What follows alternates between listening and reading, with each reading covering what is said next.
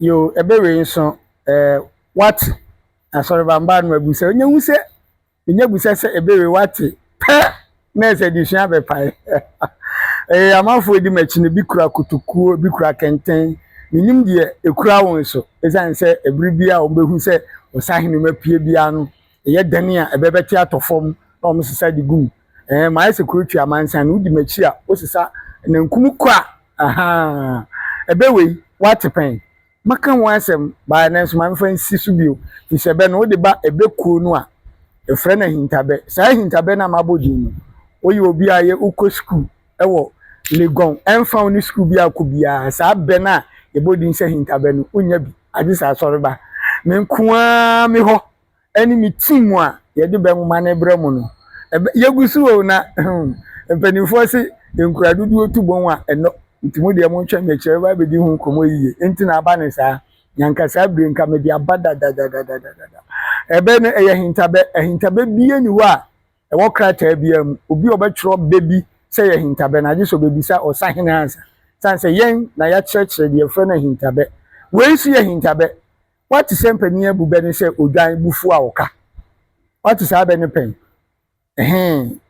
odwan woka wahu odwan kapa odwan ka pen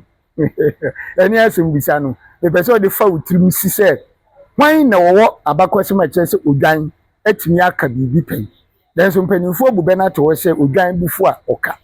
na nanu mabube baako de bia me se wo pa asem bi emu aye se ye akankasa mu a ye twi kasa fuwa bi ana se asem biara e kire adwen a na nanu makuchire ni nyina to wodada se wo ti na nanu asem ase a bo se na nanu twere nwoma na nwoma o mo twere ye no wahu se de onyankopon asem o ka se na trogu wakoma pono so no trogu wakoma pono so no saa na nananom twero o mo nsem nyina egu anyansafo akoma pono so entimo obi nka se nananom antwero nwoma o mo twero ye nwoma no wo ho na o ma twero gu anyansafo akoma pono so enti na emebusam se anyansafo kasa ene wo mebuo watumase ye enti nananom asem bi o mo ka bia no hwehwa ya twero o ma kurutire e de ato enti o mo si odwan bufu a woka eba nananum butu ho no a wo hye odwan kon befa so aka ade ne se empani se kurutwa man se firi wuram e bebo fiefo amane se odwan aba ho abeche ne barrier nananum se asem na kurutwa man san de ba ne yentie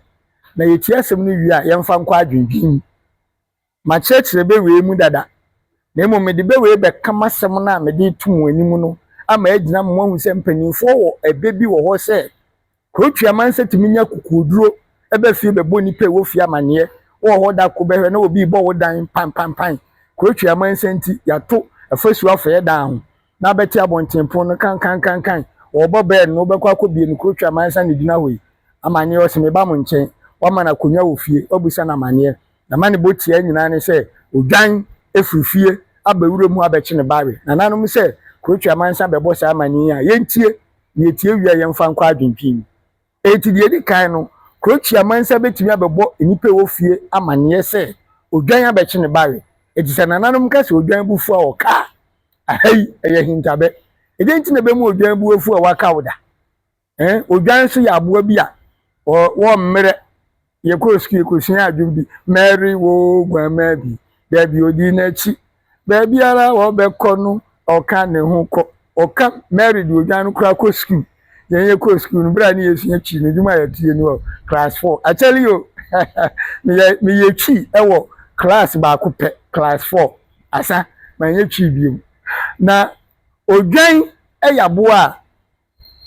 otie nipa obre ne ho ase wo hwɛ ensem a ye ka fa odwan ho a obi timi ka che odwan se ye timi ka che se wagimi se odwan nanso mpanyin se ne bufu a woka ye ntie ma ba ne ye hintabe ne se enya ne se a ode bekaw na emom de enim ne se odwan ya abo a se ode ne kɔ baabi a na de ahoma to ne komu a ana se mfa ahoma to ne kompo na wo hye na bebe se de ya ka se obi ahye ne dwan bebe na ebi wo ho a odwan ne timi di wachi kwa fuom otimi di wachi kɔ baabi a empo sente sa akwa de ahoma to ne komu a o so ne mu na wo twe na obedi wachi bɔkɔ na ɔde wakɔ aponche nti sa ene na ntwe mfa ahoma to ne kɔ ntwe no odwan kwa na ti sa na se odwan wo twi odwan na ne bufu pa na wagina watim na mpanyin so odwan bufu a woka edi sa odwan bufu a woka na nya ne sin ode ka o na mo so odwan ne bufu a o twi na waka onko na ni mu da